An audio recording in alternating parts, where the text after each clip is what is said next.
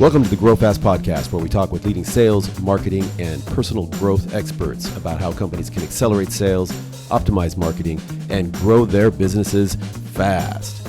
Let's go. Melanie, Guy, how are you guys? Great. Thank you, Mark. Nice to see you again.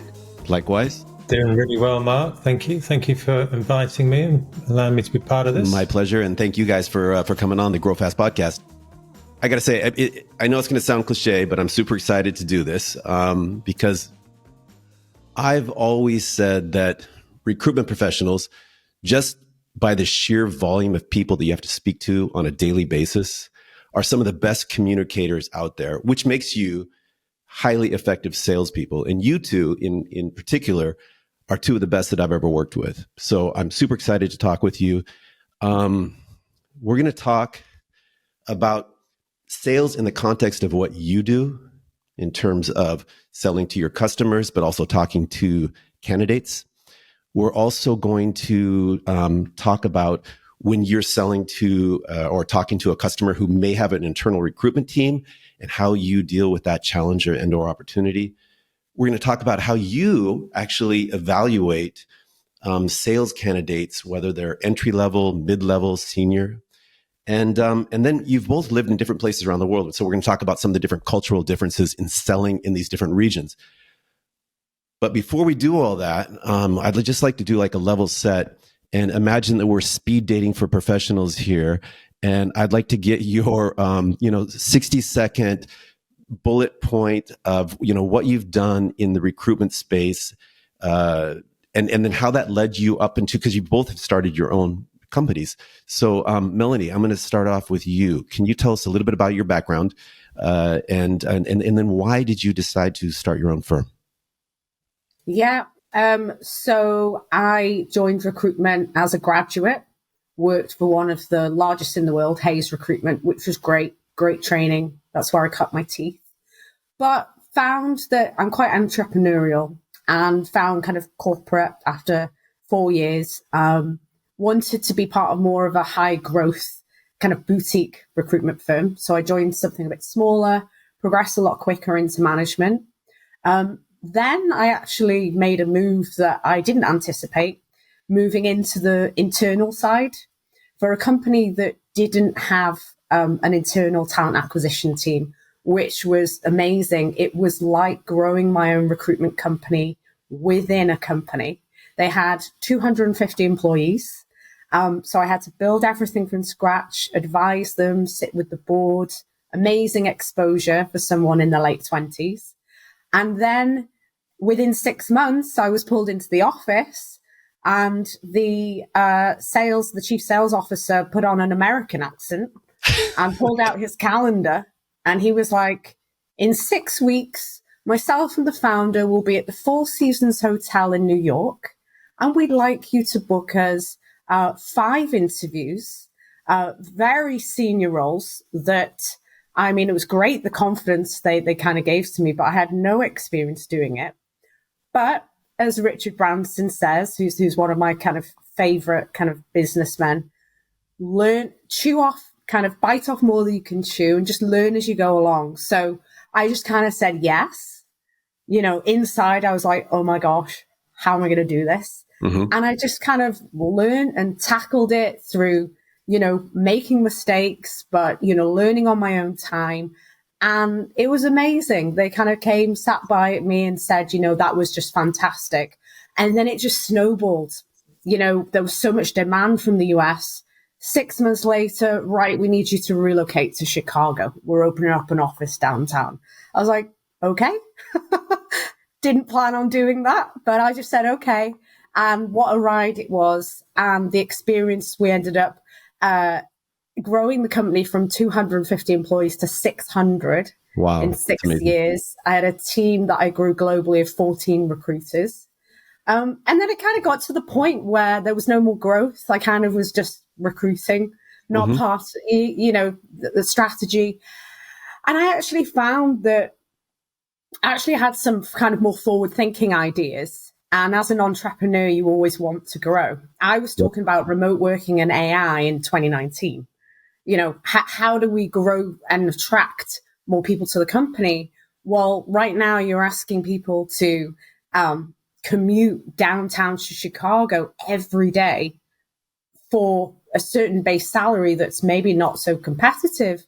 But instead of kind of recruiting more recruiters, what about kind of hybrid working? So I kind of found my mindset was a bit more suited to now running my own business. And that's what I did. Relocated in 2020, set up the company during COVID, as you do. And I'm a fluent Welsh speaker. So the language industry was just something I was naturally passionate about. Awesome. One more question before we jump over to Guy. You made this decision to start your own company. Were you nervous at all? Well, it's something I've wanted to do. I remember I was in art class when I was 13 and we were all sat, making some clay. And, chatting, what do you want to do when you're older? I was like, I want to be a PA. And the art teacher went, why don't you want to be the boss? I was like, good point. And ever since then, I've always wanted to set up my own business. And during the kind of more challenging times, because Chicago, I actually found setting up, scaling up a company from 250 to 600 for me was a lot more challenging than what I do now. So I kind of just dived in. I was like, hun, you're 35 now. You've got no more excuses. You went to Chicago to learn your craft from the best, and you got to do it. Otherwise, you're going to have regrets. So wasn't really scared. It was just, as a salesperson, you don't tend to worry too much. You just get on with it. No, that's awesome. And I can kind of remember when I was 35. But I think that, being a great salesperson actually helps because, there's typically two elements to any business. I'm running a startup right now, and you need the product, but you also need the sales. And you're either the product guy or the sales guy. And if you're confident in your ability to go out and sell, and you believe in the service that you're going to deliver, that solves a big part of the problem. So, Guy, how about you? Well, it's a good many years in the recruitment industry, so I'll keep this very brief. But yeah, the interesting thing about us, Mark, is that our paths overlap very early in my recruitment career, because I started in 95 with Michael Page, and a bit like Melanie, I had a really good foundation with an outstanding company, where I'd got a career previous to that, well, a few years previous to that, working in consumer product sales, also really good grounding. But almost accidentally fell into recruitment. I went to Michael Page looking for a job. They said, hey, how about coming to work for us? And then I moved out to Asia really quickly. And you and I met in the late 90s. And you turned down a job from me. Do you remember? That was, So, I still look back on that as one of those inflection points in my professional career and life that I always wonder what if, because that was with it was with the Economist Group. It was an amazing opportunity. The company I was with came back, but the way you handled that whole thing just super impressed me. But sorry to cut you off. Go ahead. It probably brings into question my selling skills, the fact that I didn't convince you to leave. But no, that was early days in Hong Kong, and I had 20 years out in Asia, and I had my sales career in recruitment and search sort of covered sort of the at the coalface, working very closely with clients, and then it moved into management, and had a pretty successful career in a mid-sized company where I became CEO. And I think for me, a bit like with Melanie, starting my own company was I did it a little later in life than Melanie, and I'd take my hat off to people that sort of take that risk earlier on in life. But I was at the stage where I said, look, I'm 50. This a few years ago, and I said it's now or never, and I didn't want to sort of die not knowing. And so I think you asked about risk. I think the risk for me was my own ego. If I fail at this, I could go and get another job running a recruitment company somewhere else. But it was really about that sort of, really grasping the nettle and saying, look, if you just got to do this, because otherwise you're just going to be asking the question of yourself the whole time. But yeah, it's been a good ride, and I think we'll talk about this a little bit later. But I think the big risk, if you can ask me that question, was really around. I'd been away from client relationships for quite some time. So I'd moved into sort of operational management, running companies. And so you don't have as much day-to-day interaction with your clients as you would ordinarily, want by, you can't maintain the relationships as closely. So when you set up your own company, you don't necessarily have as fat a black book as you would like. You've just got to be very reliant on some pretty key client relationships you have got that you can leverage effectively. And then also you've got to be comfortable going out and business developing as a business owner. Simple as that, really. Yeah, that can be an adjustment when you're in a CEO position, and then you also have to, you've got to hit the road and start knocking on doors again. I've been there and done that, and totally. I actually enjoy it. I have vowed that I will never allow myself to not have those relationships with our customers going forward, because I think it's really important just for market intel and everything like that. But I digress. In the context of what you do now, so let's talk about, when you're out talking with potential customers and prospects, what are the key things that that you try to do in terms of winning new business? I mean, you put your sales hat on, and what are some of the key principles that you stick with? And we'll kick it back to Melanie. Okay, so first of all, I think it's about hunting and searching for the right clients that you feel will benefit from your service, because not every client is going to be the right fit for us, and we're not going to be the right fit for every client. So what I find personally is organically searching and sending messages and calling. What I personally think is that technology is actually making the kind of B player recruiters even worse, because it's too easy just to bulk send messages now. I get emails every day. Here's a candidate. Here's a candidate. Here's a candidate. I haven't asked for it, and that right away I'm feeling like you don't even ask me what I'm looking for. You're just exactly filling my inbox with anonymous CVs, and I'm like, stop, right? So I totally agree with what you're saying. So a candidate that was just offered today, the example of how I won that client was I noticed that they acquired their third company. So I sent a message, connected with the CEO, noticed that he was from the UK, and it was just like, hey, we're both from the UK. You live in the US. I also kind of had that experience. Congratulations on the acquisition. I've been following your company because I sent quite a few messages that were just maybe not as personalized, and no response. Straight away, a meeting. And, and I think this is really key. You have to be very invested in assisting the client with growing their company. And I think having that growth mindset, as Guy and I are business owners, we obviously have that growth mindset, really helps. And I think it gives us kind of unique value in the market, maybe when we're going head to head with, recruiters that maybe aren't business owners, is we understand the pain of trying to wear the multiple hats. You're trying to hire for your business, and you understand the pain of recruiting one bad hire.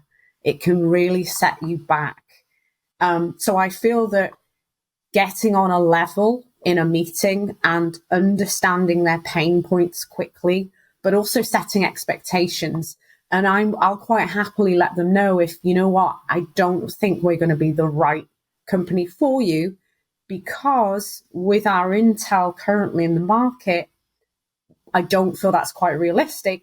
But if we can tweak this, and we can look in a different market, or the salary or the benefits or anything, then definitely, we can work with you. So I think being consultative rather than transactional, just firing resumes is important. So what I'm hearing you say is that, you want to understand what a prospective customer is looking for, and you're going to reach out to them and try to make it more personalized, customized. But at the end of the day, if you don't have if you don't think it's a good fit, you'll be honest about it. Guy, Yeah. What about you? Like, I mean, do you also look for customers that are going to be a good fit with the way that you the way that you like to work? Yeah, very much so. So I think, as a smaller business, you're not right for every client.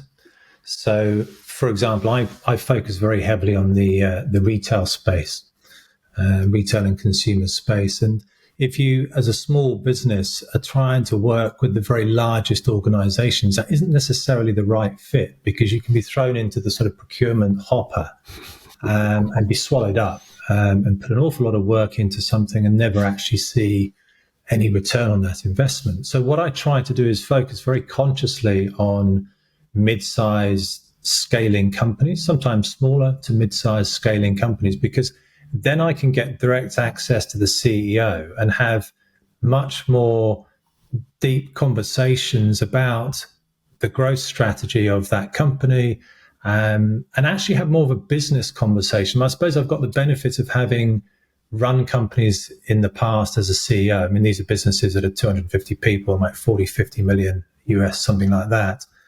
It's not massive companies, but at least I've gone through the whole process of understanding the drivers of growth, running international businesses and so forth. So if I'm selling recruitment services, I'm almost starting with a business conversation, trying to understand their pain points and get to, as Melanie said, get to the heart of their problem before I've even shown them any of my cards, as it were. Right. So that to me is absolutely critical. And if you get the sponsorship of the CEO and the relationship and the buy-in of the CEO, then whoever's making the ultimate decision on the hire or the contract. I mean, my work, for example, is retained work, so they're paying me a portion of the fee up front. And getting people to do that, it takes a lot of trust and confidence and credibility. And if it's the HR director and he or she knows that the CEO has got the sort of, the implicit endorsement of the CEO, that really helps in that whole selling process. So I think that's my typical approach. And prospecting companies is pretty similar to Melanie. You've just got to do your research, and you've got to have a pretty all-encompassing approach towards business development. I think you've got to be well-rounded. I think the other thing that, Melanie talked about technology, it's made the B-grade recruiters even less effective. Well, I think what technology has done is, it's made people lazy when it comes to selling.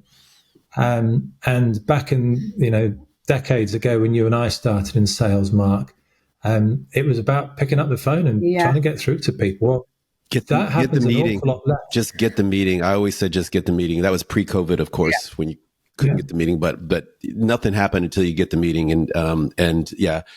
What I'm hearing you both say is, don't do the mass mailing approach. Do your research, get to know your prospective customer, try to get a meeting or a call with them, and then deliver some value, and then based upon that value, start to develop a relationship. Because I mean, if I look at the industry you're in, the barrier to entry is pretty minimal. Okay. Yeah. It seems to me from the outside looking in, it really is about your ability to establish relationships, bring some value add, and then deliver. Right? I mean, you have to be able to deliver, and that relationship piece. I mean, which is kind of the reason that we're all still friends. I mean, Guy, I've come to you for career advice. I don't think you've ever made any money off of me. Actually, no. I think you helped me recruit a couple people in Singapore for the company I was working with then. But in terms of you and I directly, we've never done any business. But I've come to you for career advice, and you've given me some awesome advice. You probably don't even remember the conversations, but so the point is that relationship is really important. Let me ask you though, like, it's completely, that dealing with customers is just one part of the equation, right? So now you've got the relationship, they trust you, and you have this probably some industry or sector knowledge or expertise, because, you can't recruit across all industries. Melanie, you're right now in the language industry. But now you got to go out and you got to talk to candidates, and they can be kind of skittish, or you tell me, like, so how do you frame the conversation in terms of talking with candidates versus your customers? I'm going to start with Guy this time. I'm going to bring out this word empathy. I think where it starts is empathizing with, every candidate is slightly different. You've got to understand the motivators first and foremost, and it's exactly the same with the with the client. Of course, it's easier to get access to candidates in some ways because you get meetings more readily than you can with clients. But it's about quick time out before LinkedIn. Yeah. How would you find candidates? Well, it was kind of, there was several methods. I mean, there was a lot more advertising in those days. So if you look at the equivalent of the Wall Street Journal, the Financial Times, it used to make fortunes, the same as the Sunday Times, it used to make a fortune from recruitment advertising. There used to be pages and pages of it. And you remember in Hong Kong, the South China Morning Post, oh yeah, they used to have sections and sections of classified adverts. And as a recruiter, one of the things that we were measured against was selling advertising as well as filling jobs. So the world has moved on, and back then we used to do a lot of advertising, and then it was just headhunting. It was asking for recommendations from people. It was getting lists of people. It was really old school, fairly manual research. So things have changed quite considerably, and now it's an all-encompassing approach. Obviously, LinkedIn is absolutely integral to any research exercise. But some of the best candidates come from recommendations. And I've always used this adage of great people recommend other great people. It's as simple as that. And if you provide a great service to candidates and you get the buy-in of those individuals, even if you haven't placed them, they want to help you. Mm-hmm. They're not paying you for your service, even though you've done, in some instances, a pretty vital role of setting them up for career growth. Your fee is going to the client, but the candidates want to pay you back and they want to help you. So candidate referrals are pretty integral. I'm sure Melanie's probably got similar stories to tell as well. Yeah. Something we also offer is a referral bonus. I mean, sales candidates get excited by some incentives, of course. But yeah, I mean, even without, similar to Guy, even without kind of offering that, candidates do want to help. I'm quite overwhelmed. I actually shared a GM position, I think it was this week, with an LA-based I saw that on LinkedIn. I've already shared it with a couple of people. The amount of shares, commenting for reach, and it's had 3,500 impressions. And I'm just overwhelmed by, how people just want to help. And the local community, obviously I can't comment on, retail, really want to help each other. It's a great community. So yeah, I do find that. Yeah. So Guy mentioned when you reach out to candidates, empathy and understanding where they're at and what they're looking for is really important. And Melanie, like when you reach out to candidates, because again, some people say no, I'm not looking right now. I've had people persuade me to go ahead and take a look. In fact, one of the best jobs that I ever came across was a guy said, just meet with the CEO. He's going to be in Tokyo. Mm-hmm. Just meet with him, have coffee. And I was like, I'm not. And he's like, just have coffee. I was like, okay, I'll have coffee. Took the job. Go ahead. I'd say 90% of our hires, just a rough estimate, told me initially, or my recruiters, I'm not looking. But okay. I normally say to them, especially, sales candidates, well, that's good. That means that you're really good at your job. But what would an opportunity need to look like in order for you to be interested? So, especially, post-COVID, it has made things a bit easier. I mean, I can't, talk to Guy, but for myself, because of kind of instability, there's been, layoffs, candidates are a bit more open to having conversations because they don't know what's around the corner sometimes. So what we find is stability is a key thing that candidates buy into. So I will kind of, first of all, ask them, obviously, what's important to them. And then I will just figure out of all the roles or all the contacts, they don't have to be live positions, introductions to contacts, where the right match would be. And then I'll kind of say on the phone, because I do think as a good recruiter, you have to be actively, while you're on that first call with them, talking about an opportunity that you think, or even a client that might be interested, and feeling them out just to make sure that you are on the same page. And I find candidates, have time and time again said to me, Melanie, it's really refreshing. You're actually listening to what I'm looking for. I'm not trying to sell them. And I will say to a lot of candidates, in the first takes me maybe 5 minutes because we're so specialist. You know what, right now, I don't think we're the right agency for you, but now we've got your details. We'll reach out to you as soon as we have something.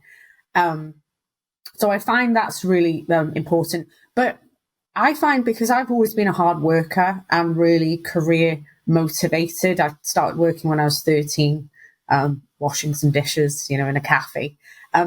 I like to help candidates. So if candidates, I can see they're really motivated to grow and find something, I actually enjoy putting myself in their shoes and thinking, because I've worked in sales or recruitment all my life, where would I, if I was them, want to work? And what's great is going to events. So I've met yourself, Mark, at an event, 2 events last year. I met, 3. Two Yeah. including, I guess that Seattle counts as well, a separate, event that you invited us to. But I've also met your team, Guy, Alessio. Yeah. So I'm really forming an understanding of your team, Memory's culture. So then when I'm at, we're going to Juntos in Peru in a month, if I'm speaking to candidates or salespeople, if someone kind of really stands out to me, I'm gonna kind of just get on the phone to you and just say, hey, you might not be looking, but I just want to make you aware of this great candidate because I don't come across these kinds of candidates often. Would you like to take a look? And that's how we just recently made a hire for one of our key clients. LATAM, they weren't looking for a salesperson, but he'd worked at TransPerfect. He'd, had enterprise sales experience. That is quite a gem of a candidate in LATAM. And I just thought, well, this is my key client. We've got a great relationship. Before mass marketing this person out, I'm going to pick up the phone because I value our relationship. And we made a hire within a couple of weeks with them. Again, so what I'm hearing again is whether you're talking to the candidate or to your customer, it's all about understanding their situation and what they're looking for and being very honest and open with them and saying, hey, this is a good fit. It's not a good fit. It's not a good fit right now. But if something changes in the future, if I come across an opportunity in the future, I'm going to come back to you. Yeah. So, one of the challenges that I think you both face is you approach a company, an organization, and they might have an internal recruitment team. They might have just a recruitment person, somebody who owns that. And they're like, well, we don't need to hire an external recruitment specialist because we've got our own internal team. Guy, how do you manage that conversation? Yeah, look, I think the first thing you've got to be sensitive to is that, you're not in competition with an internal team. You should be complementary to that team. So, they're there for a reason. And actually, the interesting thing is, Mark, a lot of the companies that I work for don't have an internal team because they don't want the fixed cost associated with that. And therefore they outsource, which is good for me. And I think at the level at which I operate at, so it's typically sort of director level and above that I'll hire at. Well, it is director level and above that hire at. So internal teams is a generalization, and it's not the case in all instances. I mean, Google, for example, have a very effective executive hiring team that they employ themselves. So Google has a great brand. Lots of you get a call from Google, you take it, right? It's that sort of scenario. The old days, in banking, Goldman Sachs pick up the phone to you, take the call. Right. But, not every company has an employment brand like that. And actually, if you're an internal team, it can actually be quite challenging back to your point about what hooks candidates.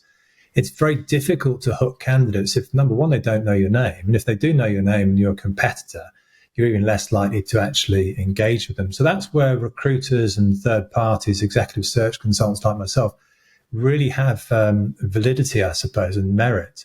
But back to your point about what engages candidates, and it's still relevant to the question about internal versus external. It is a storytelling process. That's the thing, and most selling is about storytelling. It's not just about here's the features and benefits. It's actually about giving it some level of personality, the selling process that you're going through, and also you kind of want to be selling in a way that doesn't feel like it's selling. But internal teams, they're not an enemy by any stretch of the imagination, and you can actually turn them into huge allies as an external recruiter. I'm in one of those situations where I don't come across them as often as I used to, because in my former companies where I've run businesses, we've had clients that are big, large organizations who have got big internal teams. Melanie's probably well qualified to comment on it as well, because she's worked in an internal function as well as on the other side of the fence. So what do you think, Melanie? Well, I was an internal recruiter, and I'll just be honest, I used to really not enjoy meeting with agencies.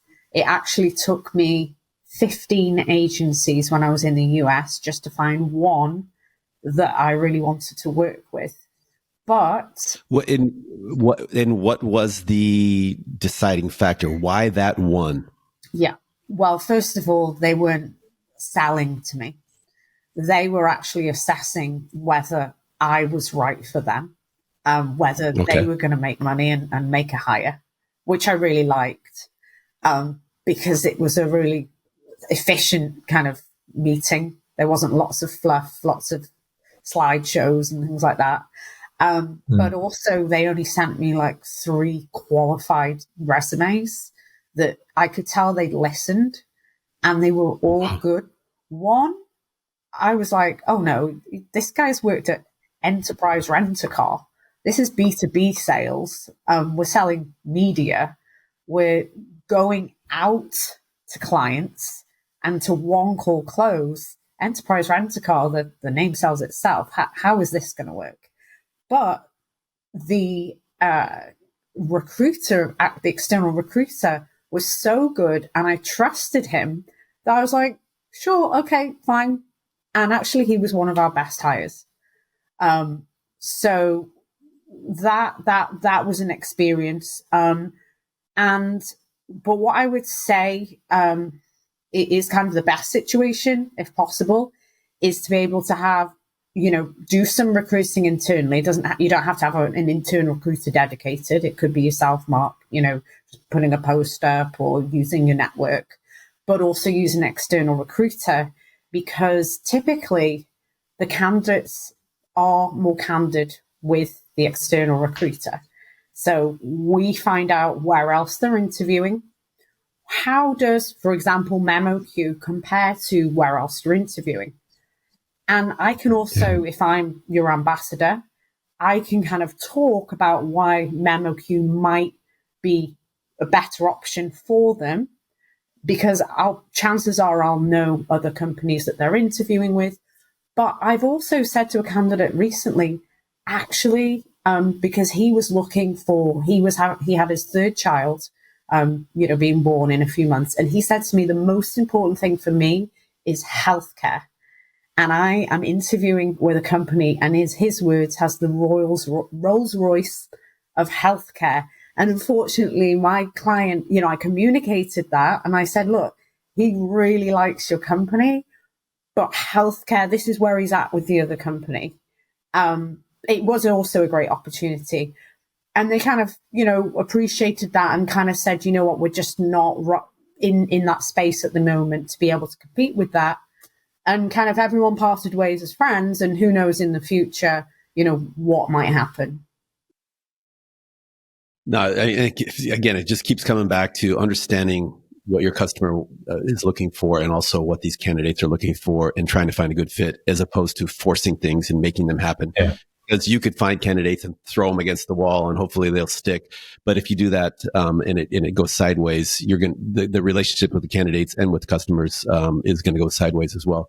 The thing about Mark is that these processes are quite long. They evolve, and you've got to play a bit of a long game. Certainly at the level that I work at, you've got to accept as a search professional that sometimes it takes a couple of goes to kind of a couple of conversations to get them into the I was going to use a football analogy with an American. They'd probably safe ground with you actually, but getting them into the penalty box, the penalty area. It's kind of like that sort of scenario of it's incremental selling almost. That's the thing. You haven't, and we've all been sold to, haven't we, by someone that is abrasive and pushy. And what do? We immediately just switch off and go cold. We say, you know what? I block him on my phone or her on my phone. Same. Because I just don't want that sort of experience. Mm-hmm. And I think experience is something that we haven't talked about so much. But how do you want the other person to feel? You want them as a candidate to feel trust, confidence, sense of professionalism and integrity from the other end. And I'm not going to kind of sort of jump on the profession that I work within because it served me incredibly well. But you said yourself, Mark, it's a low barrier to entry in our industry. And there are some average practitioners like most industries. And the opportunity to really stand out from the crowd is just by being extremely diligent, professional, have the other person's interests at heart. If they turn down a job, don't blank them for the rest of their life. These sorts of situations. Thank goodness. And I reflect back on our experience in Hong Kong back in 1997. It was 1998, excuse me. And it didn't work out the way that you wanted it to, but you were very professional through the whole way. You're kind of playing this game where I want to call it a game. You're playing this role where you're an advisor to the candidate, but you have a customer. And you don't get paid unless you place the person. So there is there's I won't call it a conflict of interest, but there's definitely an interest in getting somebody there. But the interest is getting the right person there. And you when you find the right person, you kind of coach them in terms of what they need to be coached on and why this is a good opportunity in terms of what they're looking for. So it's a very interesting role. Let me ask you. When you're looking for sales candidates, okay, now let's, you've talked about how you sell. Let's talk about how you evaluate sales candidates. What do you look for? And Melanie, there's different levels. So go ahead and go through the levels in the order that you feel comfortable with. To kind of keep it simple, I'd say there's 3 levels in sales. One is entry level, lead generation, booking the appointments for then the business development manager who closes the deals. And then you have sales management.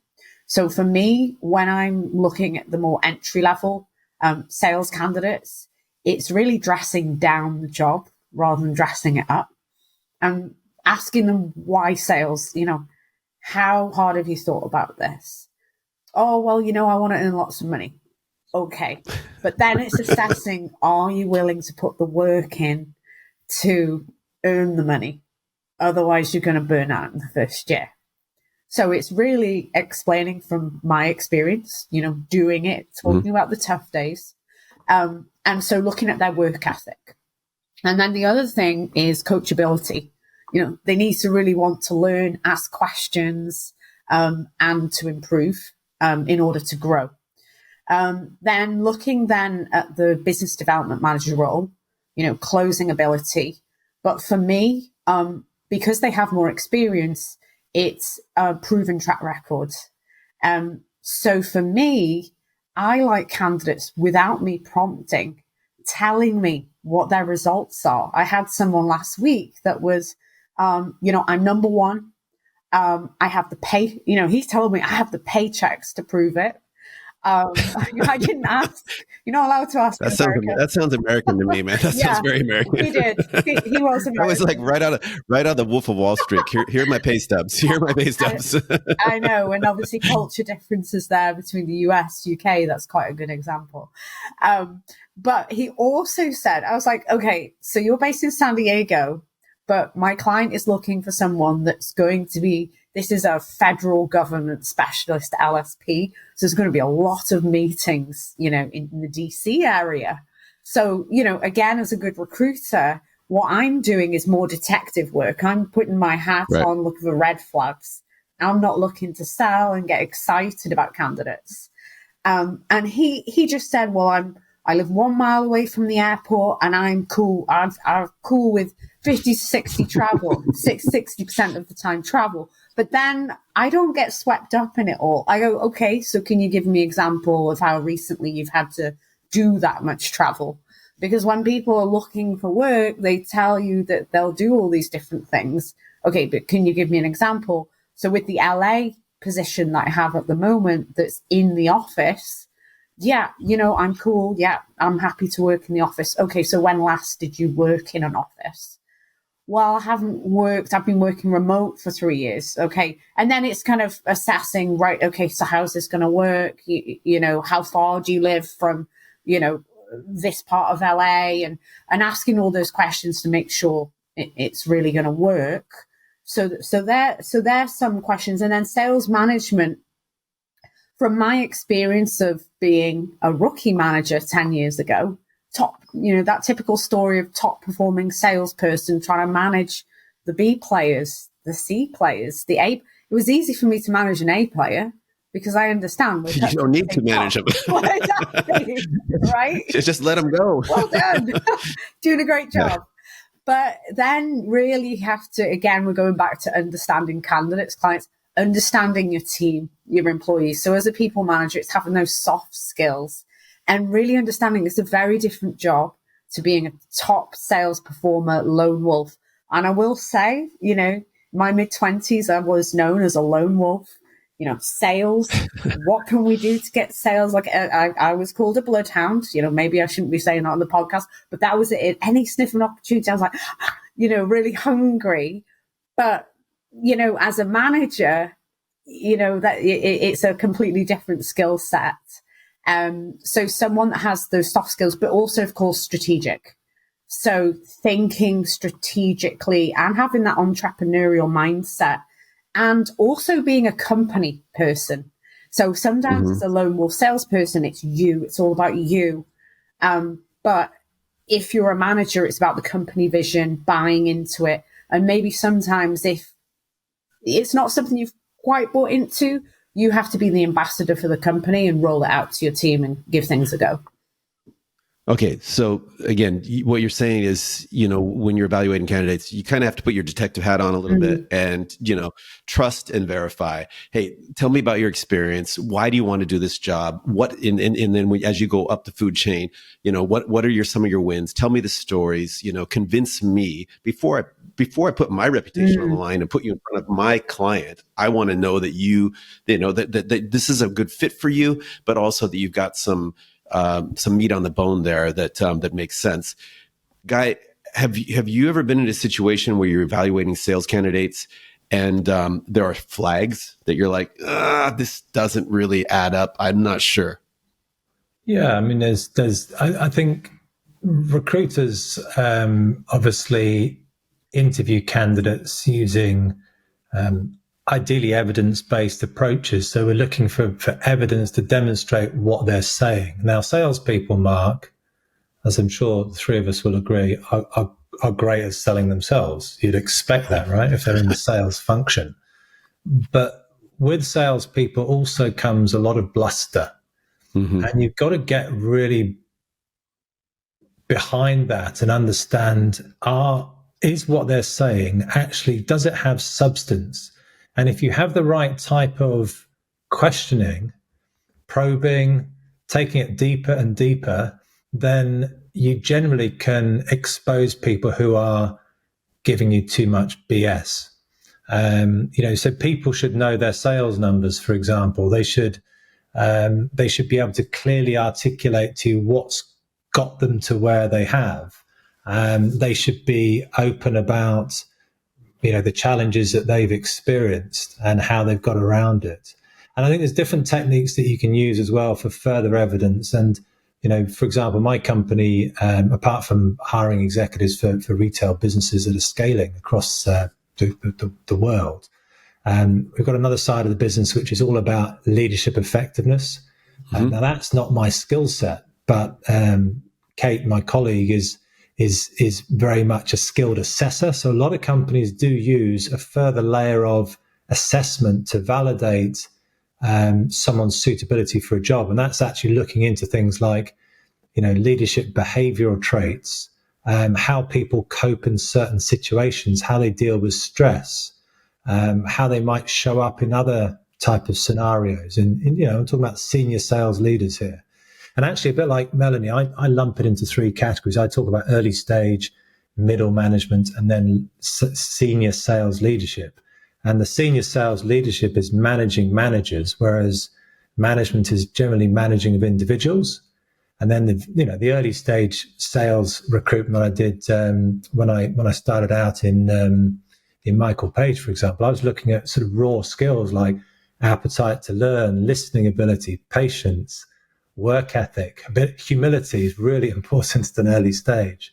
But then as you advance up the curve, things like executive presence and these sorts of softer skills really come into the equation, which are harder to measure in some ways as a recruiter. So what we measure as recruiters is experience-based attributes, whereas the skilled assessors like Kate at Newland Rock, a sister company, they're really getting into the kind of the science and how people behave in different situations. So there's lots of different mechanisms that you can use. And certainly back to your first question of when there's red flags, if there are red flags, at a late stage process and someone's gone through 4, 5, 6 rounds of interviews and the client's saying to me, do you reckon we should offer this person? I said, well, look, run them through a 3-hour assessment.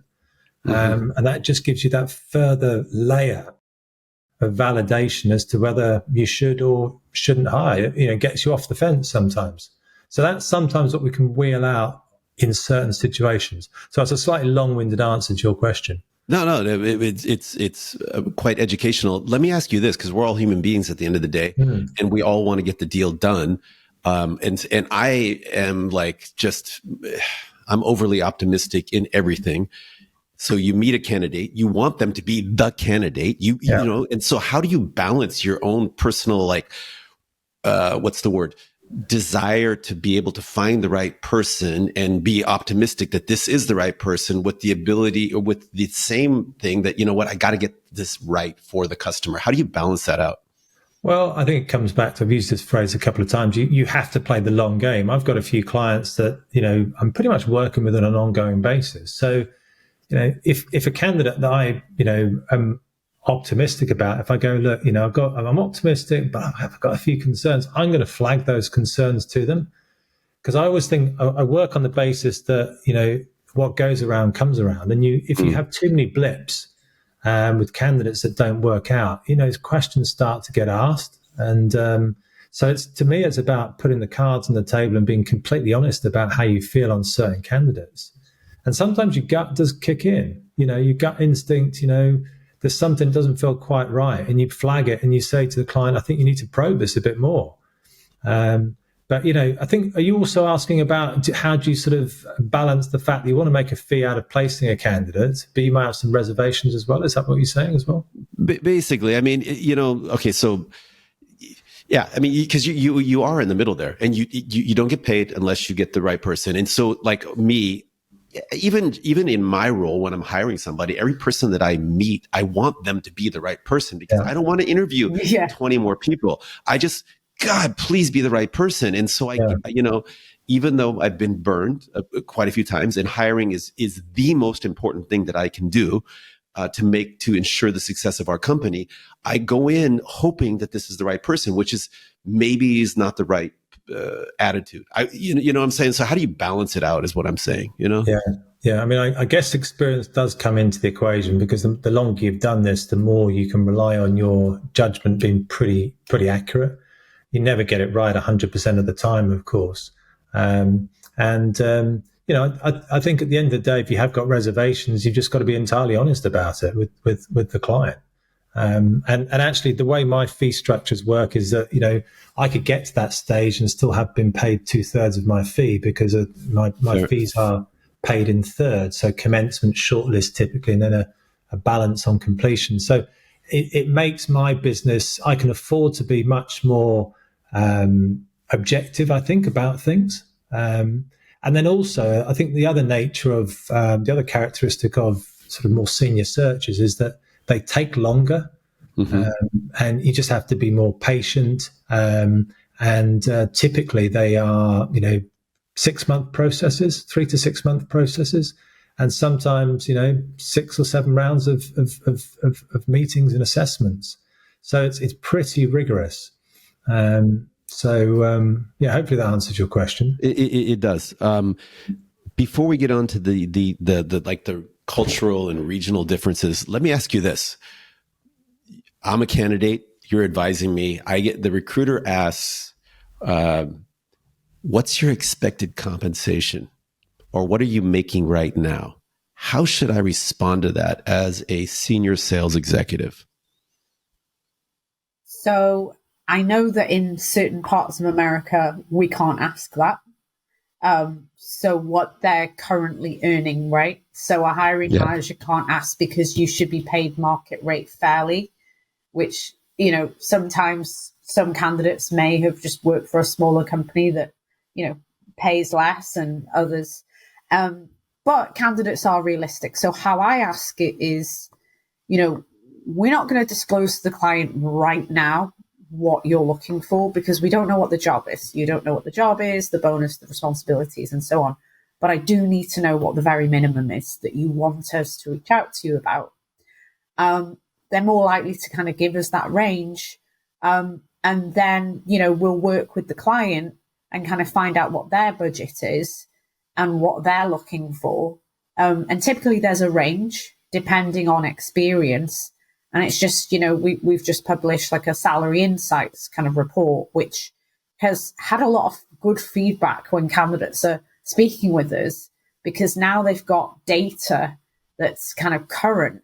Some candidates, come to us and say, oh, right, okay, so that's kind of the range, and they can kind of base their expectations using that, but using what they're earning. And sometimes it's really good data to set realistic expectations with candidates. And, they're a sales candidate, they want 150, but we will set expectations and say, for your role, it's 120 we can get you. We will look to negotiate, but you're going to have to really demonstrate value to the client of why you should be paid more. Okay. And that's very helpful. And Guy, I'm going to direct this at you, but a little bit, we're playing poker here, and you're asking me, what am I currently making? And I'm not sure when you ask me that, like, should I tell you, or should I just say, should I keep my cards closely held, or should I bluff a little bit because I want a significant pay increase? I mean, what's the advice that you would give candidates? Yeah, look, I mean, I get this sometimes. People don't want to tell me how much they're being paid. Usually that's the sign that they're being underpaid, and they think that will hamper their prospects when it comes to negotiation. But what I say to every candidate is that, look, at some point in time, what happens if the client says, some clients want to validate pay through pay slips or through some sort of evidence. Not everyone does. Some do. And that's obviously where, if you want to be considered for the job, you've got to come to the party on your money. So I don't think it's entirely helpful. And I think it comes back to this whole trust thing, Mark. So I don't know how many conversations I have with a candidate through a process. It could be dozens sometimes, WhatsApp exchanges, all sorts. And you're slowly building this sort of incremental trust. And I think that what they do after a while, candidates, and hopefully this is the case for most professional and effective recruiters, is that the candidate actually looks to you for advice and says to you, look, I trust your judgment on this. What do you recommend? And that's really the stage you should be getting to when you're starting to talk money. But actually, if you're skilled enough as a recruiter, you're understanding what they're earning much earlier in the process. I agree with Melanie. It's not the first thing that you ask. And as she's pointed out, you're not able to ask that in certain parts of the world.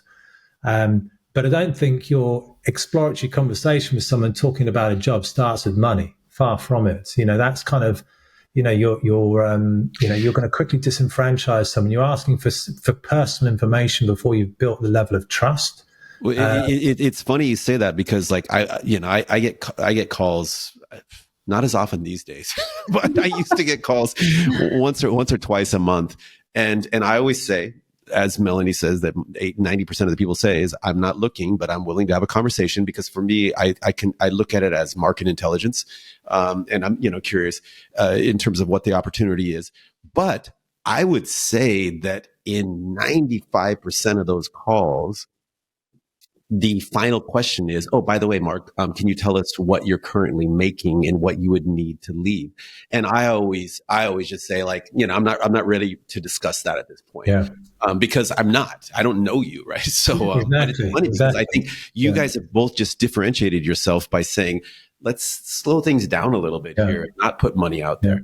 Yeah, and look, the clients don't have a bottomless pit. They don't have a blank checkbook to write, but they certainly, the best clients have, and the companies I work with are smaller, they're more entrepreneurial, they're fast growth. There's different ways to skin a cat. Yeah. So if someone is a bit more expensive, then there's ways that we can get around that. But I think, the fact of the matter is, the earlier in the process that you can start managing expectations and understanding where something is headed, because otherwise you can do an awful lot of work. And then all of a sudden you realize, hang on a second, this person's too expensive. There's no way this company's going to pay this money. So you could have wasted a lot of time. So you've got to ask the question at some point. But it comes back to that whole trust factor. And your question about, looking for a job. Well, I think everyone should be open to exploring ideas. And I think, I think Melanie mentioned this earlier in the discussion, which is that for something to entice you away, it's better if you're really happy in your job rather than deeply unhappy, because it's got to be something pretty good to entice you away. Sure. Whereas if you hate your boss, you're underpaid, you don't like the working environment, the culture, you're probably going to drop the bar a bit and say, okay, yeah, that's not a bad job. Just get me the hell out of here. That's not a good career decision necessarily. It's not a good circumstance on which to base a job move. Going back to the salary, so if a candidate doesn't want to kind of tell me what salary they're looking for, I put it back on them. Okay, no worries. What revenue can you generate for my client? So let's move it that way. And I can go back to my client and say, because, a client will say a lot of the time, we need someone with 3 years experience. Okay, but 3 years experience isn't the most important thing. I've got a $5 million book of business that I can move over. Okay. Exactly. How much revenue have you generated in that 3 years? One person might say 500K. Another person might say 5 million. Okay, now we're talking. Now we can kind of start moving the conversation forward. Again, going back to value. What value can you bring? Because that's what sales is, right? How much money are you going to make me? Totally. At the end of the day. Okay. So Melanie, you've worked in the UK and the US. Thank you for your service. You're welcome. No, Guy, you've been in the UK, Hong Kong, and Singapore that I know of. Let's talk about cultural differences in terms of selling. Melanie, what was the biggest difference when you got off the plane in Chicago and you're like, okay, here we go? I mean, what did you see? What was it? What were some of the memorable moments? Apart from the beach parties, the boat parties, the fireworks, the food. So the biggest difference was, and it was really funny, I had obviously a recruitment team full of American recruiters for the first time. And being a British company, we were a media agency, so we had a really good internal marketing team that would generate all our recruitment marketing. And we had to post them. It was like, Apple, you must post, because our brand, we need to protect our brand. And my recruiters would start laughing. Oh, it's a magnificent opportunity. I was like, they were like, you cannot post that in America. So there was a big misconception of, well, we both speak English, so it must be really similar. But no, the way you sell as a recruiter, I can talk, is, Americans have to like you first. I had a client actually that we won from the ALC, and he literally said, I don't talk business until I get to know you first. I need to like you first, which conversely in the UK, I had quite a well-known company I was pitching last week, and he said, I don't want to know all the good stuff. Tell me what you can't do. Tell me your limitations. Can you recruit for me in South Korea, in Japan? I was like, no. And I thought, whoa, this is a bit of a shift here. I can. There you go. But I know a guy who can. So yeah, that was a big shift. I had to dress things up. I noticed there was terms you guys use, and I start using them now, you guys, and I'm reaching out, touching base, follow up. I mean, in the UK, there was a different word for follow up. They used to call it an F up. You need to close it. If it's a follow-up, it's not a sale. So there was some really big culture differences. It's funny because, as I mentioned before our call started, I have 3 boys, and I'll be on the phone and I'll say, hey, yeah, we'll talk with one of my friends. I'll say, we'll hook up another time. And my kids are like, you cannot say that. And I'm like, what are you talking about? They're like, it means something different these days. Yeah. So anyway, it's not just cross-cultural, it's also cross-generational, I think. So for me anyway. And but probably also Guy a little bit. I don't know. Yeah, exactly. But also just 2 more things before we move on to you, Guy. Even in the UK, Wales versus England, and I know myself and Guy, when we first met, had a bit of banter there because he made the right decision of marrying a Welsh woman. But there is He's such a diplomat, But there is, because of the language, going back to our industry that we work in, if you speak the language in Wales, all of a sudden it does open more doors. There is a different way of selling in Wales versus in even London. There's regional differences, but it does come down to the person that you're selling to. Because in America, you can sell. We had a meeting last week in someone in New York, different. And you guys can correct me if I'm wrong, but I find that the people from the UK tend to be much more provincial and also like our team, their team, than people in the US. Because in the US, it's a big country, and you're like, I don't care if you're from Montana, Wyoming, or whatever. But in the UK, they're like, oh, did you hear their accent? They're from, am I imagining that, or is there some reality there? Guy? I think there's a lot of friendly rivalry. Sometimes it's overstated. I mean, it transcends sort of social circles as well as sport, doesn't it? And I think there's the. I think it's. I mean, look, depending on which sport you're talking about, as well as it depends how sort of fierce it can get. But look, on the whole, it's pretty. But I think you're probably right, Mark. He's being diplomatic. Okay. I didn't realise that there wasn't more regional kind of rivalry in the States, actually. So what you're saying is a sort of we're all part of the same country type of thing. There's no sort of competitiveness. I would say that we're not as astute at picking up where somebody's from, like right off the bat. And I think people in the UK are very, very much attuned to like regional nuances. Yeah, in that sense, you're right. Because I think it's a bit of an icebreaker as well to actually recognise. So if someone from the northeast of England has a very distinct, we call it a Geordie accent, and that's always it's there's a level of affection that you show for someone for being from a particular part of the world, and show them a little bit of respect or something. And there's always the talking point then of sport. So it's coming back to the sales piece. It's another way of breaking the ice. And Yeah. actually, what I was going to talk about in the context of familiarity when you're selling, depending on which part of the world you're in, what I found when I first moved to Asia, and you can tell me what you think about your experiences, Mark, but it was a much more, you had to be much more adept at reading the signals. There were sort of implicit signals that you had to be quite good at picking up. So there were big stylistic differences. And, the preference in Asia was typically for much more indirect communication. So you couldn't be too pushy, for example. Whereas, Right. in the UK and, New York or somewhere like that, Melanie, I would imagine it's just, it's more the culture is to be a bit more pushy. So I think London is a bit more pushy than, probably more regional parts of the UK, for example. Yeah. Whereas in Asia, you had to be more formal, you had to be more deferential. I don't think you could be anywhere near as familiar with somebody at the first interaction.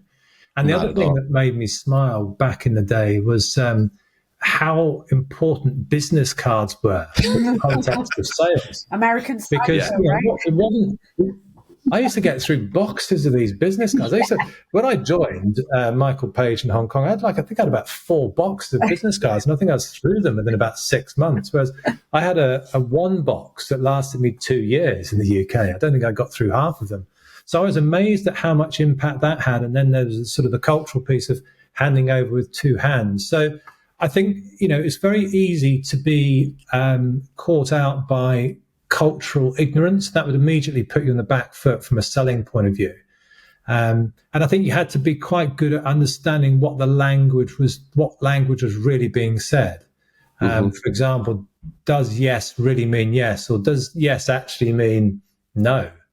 And Mark, all about the face thing in Asia as well, in the showing respect and, and what does face mean? Well, saving face is about avoiding embarrassment and, probably through less direct communication. And relationships mattered to doing business. I mean, I know relationships matter everywhere, but I think that trust and that confidence was even more important in my experience in Asia than anywhere else. Yeah, in also, people group Asia together as one big thing, but it's actually there's nuances on every country, and I found like Hong Kong and Singapore were much more Western in terms of in the context of selling. You go in, you ask questions, you find out what they're looking for, and then you put together a solution that meets their needs. Try to do that in Japan. It just doesn't work. Okay. Yeah. They're not going to tell you anything. They want to get to know you. You have to build that relationship, right? And they don't want to be interrogated. They want you to go in and do 30 pages of PowerPoint talking about your company, establishing your credibility. So it's very, very different. And I don't know in the recruitment space how it's different, but it is different. Yeah, I'd agree with that for sure. I'm going to tell one war story. I have my own consulting company that I set up in Japan in 2012. I took on maybe 15 different customers over a 5-year period. And one of the customers was Xerox Brazil, that was opening a call center in Japan. And we were tasked with hiring some key executives for the call center. I put on my recruitment hat. I didn't know what the hell I was doing. But they're like, can you recruit? I'm like, yeah, how hard can it be? It's hard. It was really hard. So we identified a COO who had the subject matter expertise. She was the perfect candidate. And you want to talk about cultural differences. Just to get her on the phone was really, really tough. She agreed to have a call. She was very concerned because she didn't know me. Like am I putting her career, her job at risk somehow? Imagine that. She agreed for the interview. They did the interview. They said she's perfect for the job. Can you ask her for a 10% decrease in her salary? And I said, no, there's no way that I can do that. And they're like, this is Xerox Brazil. I probably even shouldn't say it, but I don't even care because that was way back when. So, and I said, it's not going to work. It's just not going to work. And they said, well, we want to have a call with her. And you, Guy and Melanie, you guys would have known how to deal with that situation. Me, not being a recruiter, just, doing my consultant thing, got them on a call and everything blew up. And that was it. So we have got a role to play, is what you're saying there, Mark. Totally. Should have called you guys. Hey, how many people do you think that you've placed in jobs over the years? Just ballpark. Well, when I started 15 years ago, I was actually doing temp, and it was supply teachers. So it's like every day I had like 40 on my roster. Wow. So that just in my first 3 years, I mean, I try not to think. In the thousands, definitely for both. Thousands. Guy, it's got to be in the thousands. I know you're more senior level. No. I mean, I guess, indirectly through the companies that I've run, thousands, but personally, it's running into the hundreds. So, to be entirely modest about it, I've not been placing people personally through every year of my career necessarily. So I've had some blanks, or in the cricketing vernacular, we call it, we've had a few ducks in those years. Uh-huh. Completely lost on Mark, that, Melanie. No, I played cricket, man. I play, what do you call it? 2020? 2020. Yeah. You know what that is, right?